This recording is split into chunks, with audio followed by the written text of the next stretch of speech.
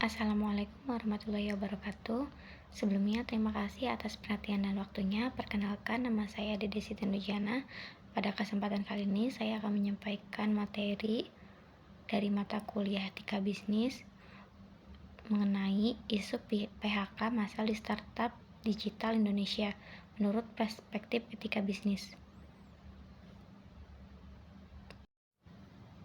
Baik, ada beberapa outline yang akan disampaikan seperti penjelasan dan latar belakang kasus, kemudian identifikasi sektor bisnis yang terdampak, yang ketiga ada kasus dan isu etika dalam PHK massal startup digital, kemudian analisis menggunakan teori etika bisnis, kemudian dampak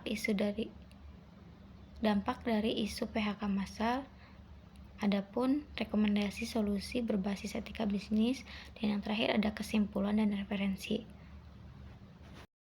Penjelasan dan latar belakang kasus. Dalam beberapa tahun terakhir, industri startup digital di Indonesia berkembang pesat, terutama di sektor e-commerce, edtech, dan ride-hailing. Namun, sejak tahun 2022, banyak perusahaan rintisan besar seperti Shopee, Ruang Guru, dan GoTo terpaksa melakukan pemutusan hubungan kerja atau PHK massal. Fenomena ini disebabkan oleh berbagai faktor seperti penurunan pendanaan dari investor, ketidakpastian ekonomi global, dan strategi efisiensi operasional. Kemudian PHK massal di startup digital menimbulkan berbagai perdebatan, terutama terkait dengan hak pekerja dan tanggung jawab perusahaan. Banyak karyawan kehilangan pekerjaan secara tiba-tiba dengan pesangon yang minim dan komunikasi yang kurang transparan. Hal ini memunculkan pertanyaan etis seperti apakah perusahaan telah bertindak adil atau sejauh mana perusahaan memiliki kewajiban moral terhadap karyawannya.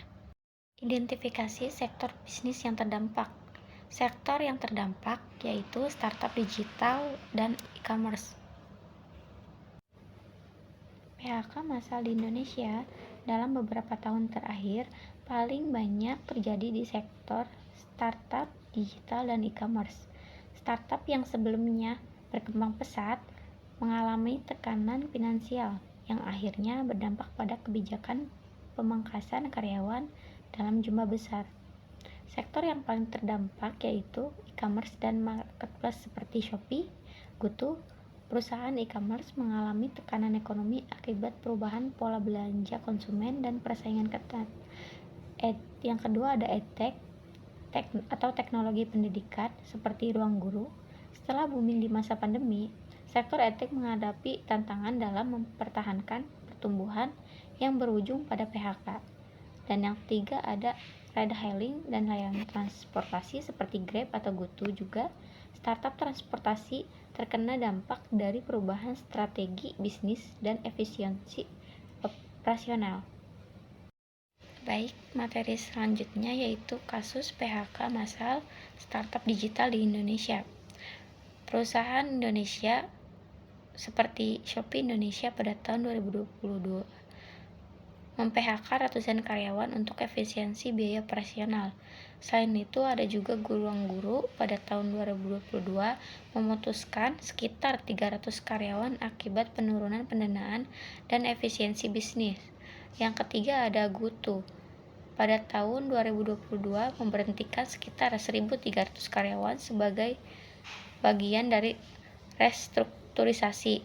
Yang terakhir ada Grab pada tahun 2023 yang melakukan PHK ratusan karyawannya di Asia Tenggara termasuk Indonesia.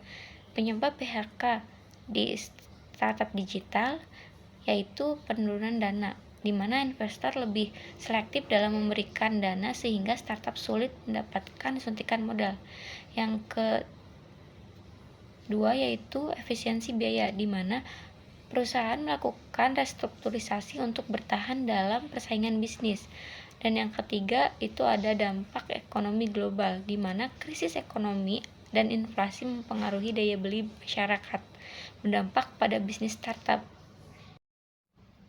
Kasus dan isu etika dalam PHK massal startup digital. Mengapa terjadi PHK massal? Alasan utama terjadinya PHK massal yaitu karena efisiensi bisnis akibat penurunan pendanaan dan dampak ekonomi digital. Dan dampak bagi karyawan yaitu kehilangan pekerjaan secara tiba-tiba, di mana minimnya pesangon dan kompensasi, ketidakjelasan komunikasi dan perusahaan. Selain itu, aspek etika bisnis yang dipertanyakan yaitu apakah keputusan PHK dilakukan dengan transparan dan adil. Kemudian, apakah perusahaan memiliki tanggung jawab moral untuk memberikan pesangon yang layak? Kemudian untuk materi selanjutnya yaitu analisis menggunakan teori etika bisnis. Yang pertama, utilitarianisme menurut John Stuart Mill, yaitu prinsip adalah keputusan etis harus memberikan manfaat terbesar bagi jumlah orang banyak. Dan untuk analisisnya secara positif, PHK memungkinkan perusahaan bertahan dalam jangka panjang. Namun dari segi negatif yaitu ribuan karyawan akan kehilangan pekerjaan dan menghadapi ketidakpastian ekonomi. Sedangkan untuk teori deontologi menurut Immanuel Kant yang memiliki prinsip yaitu etika berdasarkan kewajiban dan aturan moral, di mana analisis ini menunjukkan secara negatif bahwa perusahaan memiliki kewajiban moral untuk memastikan kesejahteraan karyawan, bukan hanya mengejar efisiensi bisnis. Dan dari segi positifnya yaitu jika PHK dilakukan dengan pesangon yang layak dan komunikasi yang jelas, maka tetap bisa dianggap etis. Yang ketiga, etika keutamaan menurut Aristoteles yang memiliki prinsip yaitu keputusan bisnis harus berdasarkan kebajikan seperti keadilan dan kejujuran. Nah, sedangkan analisis yang menunjukkan hasil negatif yaitu jika perusahaan tidak memberikan dukungan kepada karyawan yang terkena PHK, maka hal ini menunjukkan kurangnya nilai keutamaan. Dan untuk segi positifnya yaitu startup seperti Shopee dan GoTo memberikan program transisi pekerjaan bagi karyawan terdampak. Dampak dari isu PHK massal. Yang pertama, dampak bagi bisnis, yaitu ada reputasi perusahaan yang mulai menurun. Yang kedua, kehilangan kepercayaan publik dan investor. Dan dampak bagi konsumen yaitu penurunan kualitas layanan akibat kurangnya tenaga kerja, di mana konsumen merasa perusahaan kurang bertanggung jawab. Dan yang ketiga, dampak untuk masyarakat yaitu meningkatnya tingkat pengangguran di sektor digital. Baik, untuk rekomendasi solusi berbasis etika bisnis, yang pertama untuk perusahaan yaitu ada komunikasi transparan, yaitu dengan memberikan informasi yang jelas kepada karyawan sebelum PHK dilakukan. Yang kedua, melakukan kompensasi yang adil, di mana memberikan pesangon dan dukungan karir bagi karyawan yang terdampak. Yang ketiga, ada tanggung jawab sosial, di mana membantu karyawan yang terkena PHK mendapatkan pekerjaan baru melalui program reskilling. Dan untuk pemerintah yaitu ada regulasi lebih ketat di mana menetapkan aturan yang lebih jelas terkait PHK di sektor digital. Yang kedua ada program pelatihan ulang dengan menyediakan pelatihan dan insentif bagi karyawan pekerja yang kehilangan pekerjaan untuk karyawan. Yang ketiga ada adaptasi dengan teknologi baru, di mana dengan meningkatkan keterampilan di bidang lain agar lebih fleksibel dalam dunia kerja. Yang terakhir yaitu membangun jaringan profesional dengan aktif mencari peluang kerja melalui LinkedIn dan platform lainnya.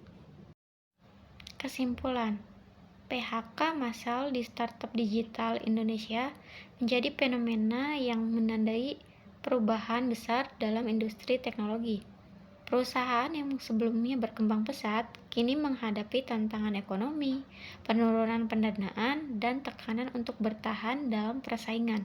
Akibatnya, ribuan karyawan kehilangan pekerjaan secara tiba-tiba, menimbulkan dampak sosial dan ekonomi yang signifikan. Dari perspektif etika bisnis, keputusan PHK massal menimbulkan pertanyaan moral terkait tanggung jawab perusahaan terhadap kesejahteraan karyawan. Utilitarianisme melihat PHK sebagai keputusan yang mungkin menguntungkan perusahaan dalam jangka panjang, tetapi juga merugikan banyak individu dalam jangka pendek. Deontologi menekankan bahwa perusahaan memiliki kewajiban moral untuk memberikan kompensasi yang layak dan komunikasi yang transparan. Sementara itu, Nih, etika keutamaan menilai apakah perusahaan bertindak dengan nilai-nilai seperti keadilan dan tanggung jawab sosial. Dampak dari PHK ini tidak hanya dirasakan oleh karyawan yang kehilangan pekerjaan, tetapi juga oleh perusahaan, di mana pelanggan dan masyarakat luas, reputasi perusahaan dapat menurun, kepercayaan publik bisa berkurang, dan tingkat pengangguran di sektor digital meningkat. Oleh karena itu, diperlukan solusi yang lebih etis dan berkelanjutan dalam menghadapi tantangan ini. Baik, berikut beberapa sumber referensi terkait materi yang disampaikan. Baik, sekian yang bisa saya sampaikan. Mohon maaf bila ada kesalahan. Wassalamualaikum warahmatullahi wabarakatuh.